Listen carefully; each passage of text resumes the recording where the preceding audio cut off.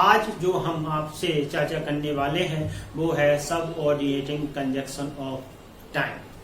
इससे पहले मैं आपको कंजक्शन के प्रकार, कोऑर्डिनेटिंग कंजक्शन के प्रकार तथा सबऑर्डिनेट क्लॉज, सबऑर्डिनेटिंग कंजक्शन का एक रूप सबऑर्डिनेटिंग कंजक्शन ऑफ प्लेस का वीडियो प्रोवाइड कर चुका हूं। आज हम इसमें जो चर्चा करेंगे विस्तार से वो है सबऑर्डिनेटिंग कंजक्शन ऑफ टाइम। तो टाइम वेस्ट न करते हुए शुरू करते हैं। Let's begin. तो सबसे पहले हम सबऑर्डिनेटिंग कंजक्शन ऑफ टाइम की डेफिनेशन जानेंगे, जिसमें है दोज सबऑर्डिनेटिंग कंजक्शन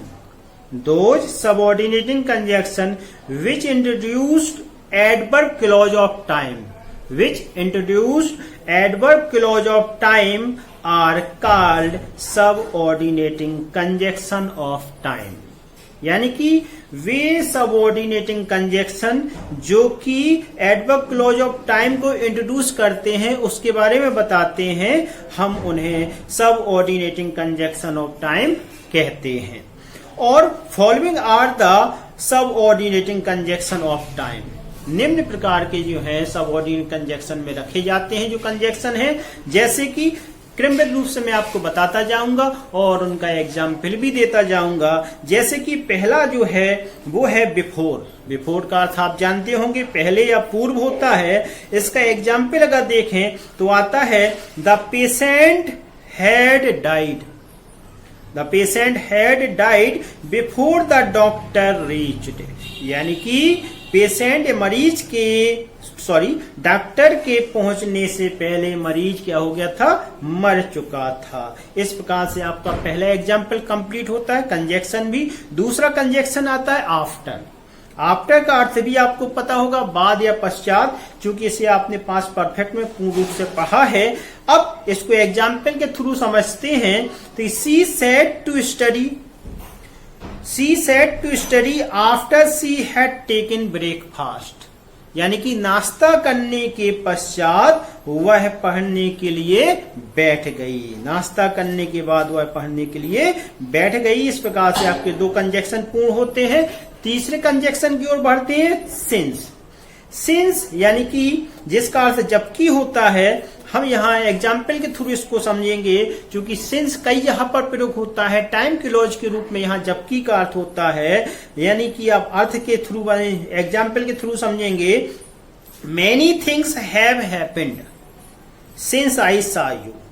जब मैंने उसे देखा तो मैनी थिंग्स हैव हैपेंड, बहुत सी घटनाएं या बहुत सी चीजें घटित हुई हैं। इस प्रकार से आशा है कि आपको ये समझ में आया होगा।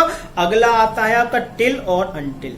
टिल एक सकारात्मक एफर्मेटिव कंजक्शन है और अनटिल एक नकारात्मक कंजक्शन है। अनटिल के साथ हम नॉट का प्रयोग नहीं करते हैं, बल्कि टिल के साथ करते हैं। एग्जाम्पल के थ्रू हम समझते हैं। इसका अर्थ होता है जबकि, या अनटिल का अर्थ होता है जबकि नहीं।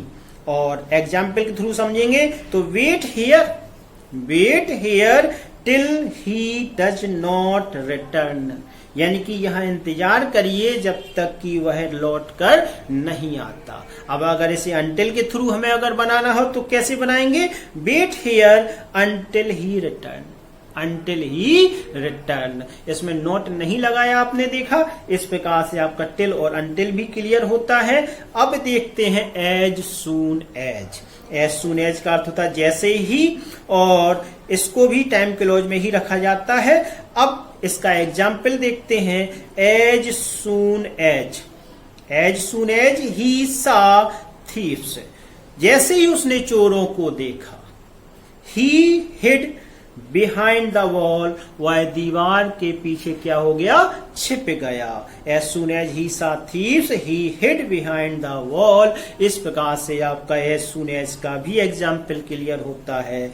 अब देखते हैं वाइल यानी कि जब। ये भी जबकि और जब का अर्थ रखता है, टाइम क्लॉज में आता है। तथा यह अगर हम वहां चले जाएं तो विरोधात्मक भी होता है, इसलिए हम यहाँ केवल टाइम क्लॉज की चर्चा करेंगे। जैसे कि एग्जाम्पल के थ्रू समझेंगे। माई ब्रदर सेड, मेरे भाई ने कहा, दैट की she had tears in her eyes, उसकी आंखों में आंसू थे। While I was talking about her mother, जब मैं उसकी माँ की चर्चा कर रहा था तो उसकी आंखों में आंसू थे। किसने कहा? मेरे भाई ने कहा। My brother said that she had tears in her eyes while I was talking about her mother. अब देखते हैं 7 पॉइंट पर।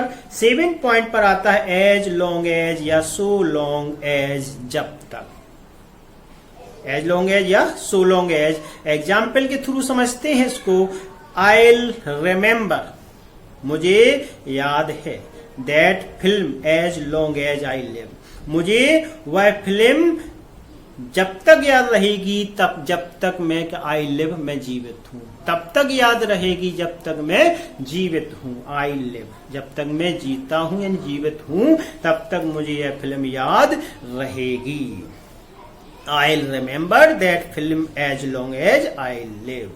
अगले कंजक्शन को देखते हैं। व्हेन, इसके बारे में आपको पता ही होगा। व्हेन का अर्थ होता है जब, और एग्जाम्पल थ्रू अगर समझे तो व्हेन ही केम, जब वह आया। व्हेन ही केम, जब वह आया। द पुलिस हैड गॉन, तो पुलिस क्या हो चुकी थी? जा चुकी थी। आपने देखा कि व्हेन का प्रयोग भी क्लियर होता है। अब अगला पॉइंट देखते हैं whenever.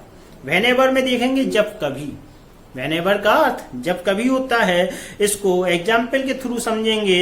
He comes to me, he comes to me, वह मेरे पास आता है। व्हेनेवर ही नीड्स मनी, जब कभी उसे धन की आवश्यकता पड़ती है वह मेरे पास आता है। He comes to me whenever he needs money. आशा है कि आपको ये समझ में आया होगा एग्जाम्पल। अगले कंजक्शन की ओर बढ़ते हैं तो अगला कंजक्शन आपका है एज। यह आपका लास्ट कंजक्शन है। एज मतलब होता है जब, और एग्जाम्पल थ्रू समझेंगे इसको। He found a watch lying on the road, he found a watch lying on the road as he was walking to college. He found a watch laying on the road as he was walking to college. जब वह school यानी college की ओर जा रहा था या college को जा रहा था, उसने सड़क पर घड़ी पड़ी हुई पाई। ओके, इस प्रकार से आपका जो सबऑर्डिनेट कंजक्शन ऑफ टाइम पूरा होता है। आशा है कि आपको यह वीडियो पसंद आया होगा। अगर इस वीडियो पसंद आया है तो आप लाइक जरूर कर दें, और अगर आपने अभी तक सब्सक्राइब नहीं किया तो सब्सक्राइब करते तथा बगल में बने हुए बेल आइकन को दबा दें, जिससे मेरे आने वाले जो नेक्स्ट इंटरेस्टिंग वीडियो है उसका नोटिफिकेशन आपको तुरंत प्राप्त हो जाए। अगले वीडियो में फिर आपसे मुलाकात होगी। जय हिंद, धन्यवाद।